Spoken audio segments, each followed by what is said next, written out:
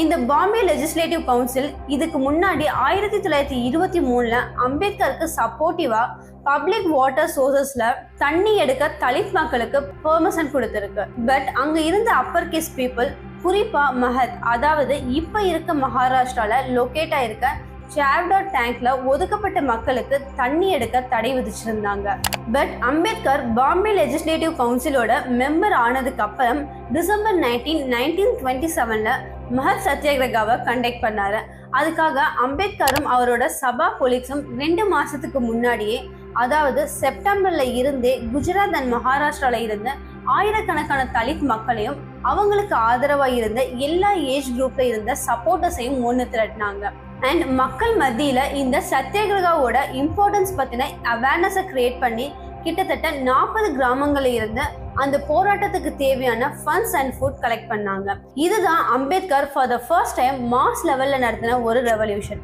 March 19 மகாராஷ்டிரால இருந்து கிளம்பின 2500 பேரும் நடைப்பயணமா அணிவகுத்து, முக்கியமா எந்த வன்முறையும் இல்லாம அதுக்கு மறுநாள், அதாவது மார்ச் 20 பப்ளிக் வாட்டர் டேங்கான சாவ்டா டேங்கர் ரீச் பண்ணாங்க.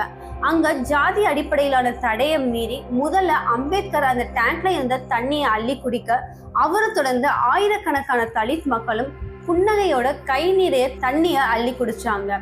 இந்த சத்தியாகிரகம் மூலமா தலித் மக்களுக்கு தண்ணி வாங்கி கொடுக்கறது மட்டும் அம்பேத்கரோட நோக்கம் இல்லை.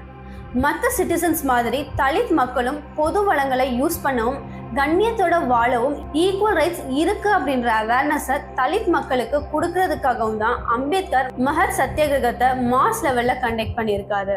அதே சமயம் அம்பேத்கரோட இந்த செயலால ஆத்திரமடைஞ்ச ஹிந்துஸ் தலித் மக்களோட ஊர்வலம் முடிஞ்சதுக்கு அப்புறம் சாவ்தர் டேங்கை சுத்தப்படுத்துறதுக்காக அங்க சில சடங்குகளை செஞ்சிருக்காங்க. இருந்தாலும் மாஸ் லெவல்ல நடந்த மஹத் சத்தியாகிரகம் இன்னும் பல தலித் இயக்கங்களுக்கு தூண்டுகோலா அமைஞ்சது. மஹத் சத்தியாகிரகத்தை சக்சஸ்ஃபுல்லா நடத்தி முடிச்ச 8 மாசத்துக்கு அப்புறம், அதாவது டிசம்பர் 1927 அம்பேத்கரும் அவரோட அசோசியேட்ஸும் மனுஸ்மிருதி அப்படின்ற பண்டைய இந்து சட்ட புத்தகத்தை பகிரங்கமா எரிக்கிறாங்க. பிகாஸ் அந்த புக் ஜாதி அடிப்படையிலான பாகுபாட்டையும் தீண்டாமையை நெறிமுறைப்படுத்துற கருத்துக்களையும் உள்ளடக்கி இருந்தது. சோ மனுஸ்மிருதியை பப்ளிக்கா எரிக்கிறது மூலமா க்ரூயல்டி, இன்இக்வாலிட்டி அண்ட் இன்ஜஸ்டிஸ் மாதிரியான பிரின்சிபலை ஃபாலோ பண்ற அப்பர் கேஸ்ட்னு சொல்லி அவங்களே அடையாளப்படுத்திக்கிட்டு மற்றவங்களை மட்டம் தட்டுறதை இனிமேலும் பொறுத்துக்க முடியாதுன்னு உறக்க சொல்லியிருக்காங்க.